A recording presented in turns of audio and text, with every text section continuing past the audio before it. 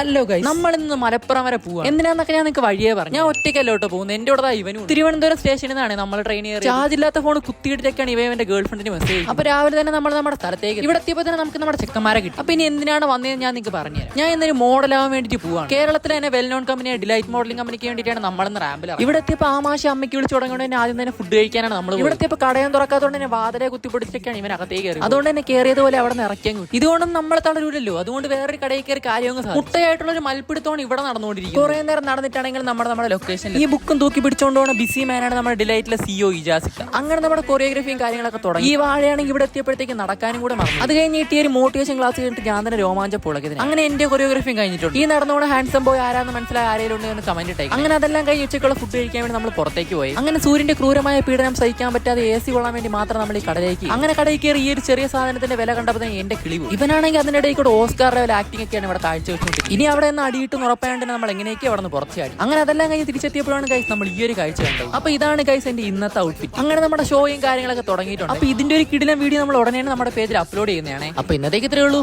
Love you and by.